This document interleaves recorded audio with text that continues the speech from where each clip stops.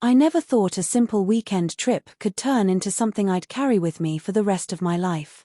If someone had told me that a casual joke with friends would lead me into one of the most confusing, dangerous, and unforgettable experiences of my life, I would have laughed.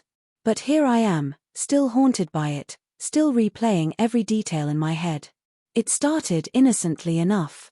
My friends had been teasing me about signing up for this weekend getaway at a private resort. Not just any resort, it had a reputation. A reputation for being open-minded, adventurous, and unlike anything you'd ever find in a brochure. The kind of place where people came to forget who they were and experiment with who they might be.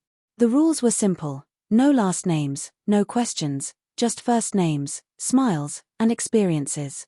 It was meant to be freeing. And honestly, at that point in my life, freedom was exactly what I craved. My marriage had collapsed under the weight of silence and routine. After the divorce, I was restless, stuck somewhere between guilt and hunger for something more. I wanted to breathe again, to feel something that reminded me I was alive. So, when the invitation came, I said yes. But life has a cruel sense of humor. Just days before the trip, the friend who had promised to come with me bailed. He had a last-minute work emergency, and suddenly I was faced with the awkward idea of showing up to a place like that alone. I almost cancelled. I told myself maybe it was a sign, maybe I wasn't meant to go. And then the phone rang. It was my mom, Linda. She'd heard through the family grapevine that I was going alone. Newly divorced herself, she said she needed to get away too. The beach sounds perfect, she told me, her voice bright and determined. Before I could stop her, she invited herself along. I froze. How could I explain that this wasn't some family-friendly vacation spot? That this resort wasn't about cocktails and sunsets, but about blurred lines, desire, and temptation? I tried to warn her vaguely, but Linda was always different. She was the kind of mom people noticed when she walked into a room. She dressed younger than her age, laughed loudly at jokes others would find inappropriate, and carried herself with a confidence that turned heads. She was beautiful, radiant in a way that made people forget she was a mother at all. And me. I didn't have the heart to tell her no. So, we went. From the moment we arrived, I knew I'd made a mistake. The atmosphere was thick, charged, almost humming with something invisible but undeniable.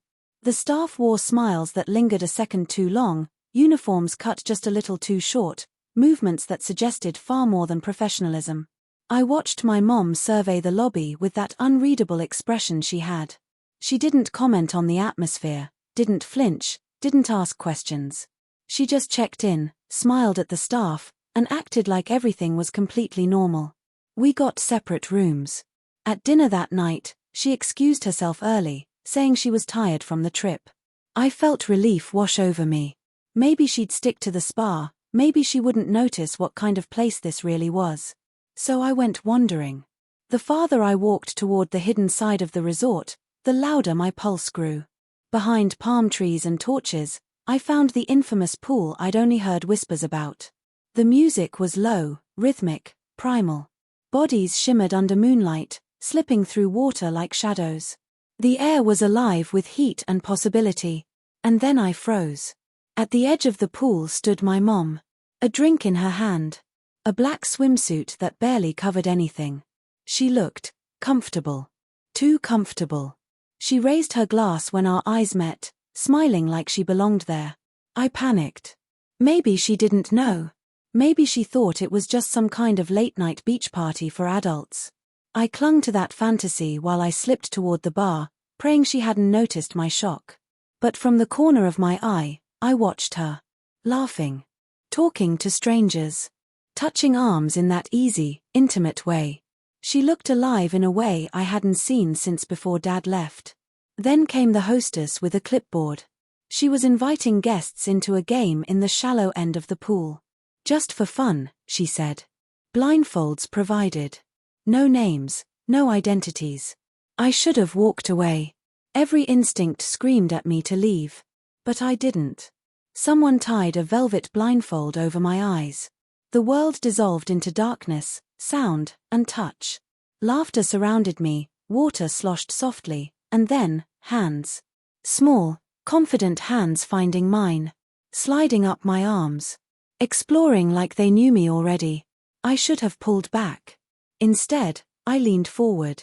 Lips met mine in the dark. The kiss was soft at first, then hungry, insistent. My heart thundered as her body pressed against mine under the water. Her touch was electric, dangerously familiar, but I didn't stop. Every second was fire and temptation, a spiral I couldn't escape. When it ended, she slipped away like smoke. I tore off the mask, desperate to see her. But she was gone. The next morning, sunlight felt almost cruel. At breakfast, my mom was already seated, hair tied up, sundress casual, sipping coffee like nothing had happened.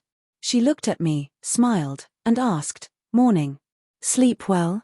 I nodded. I laughed. I lied. We never spoke of it. Not that day, not for the rest of the weekend. We toured the island, took photos, laughed harder than we should have at silly jokes. But under the surface, something had shifted. When our eyes met, when our hands brushed, I felt it again, that unspoken current between us. We went home, back to normal life. But normal didn't feel the same anymore. During family dinners, holidays, or even quiet evenings, I'd catch her watching me. A look that lingered, a look that told me she remembered. That she hadn't let it go. And neither had I. Some things you bury. Some things you tell yourself were just accidents, products of bad timing and blurred lines. But some things don't stay buried. Some things live inside you, forever reshaping the way you see someone you thought you knew. That weekend was supposed to be an escape. Instead, it became a secret neither of us has ever spoken out loud, a secret that still lingers between us, like the heat of that pool, like the touch of hands in the dark, impossible to forget.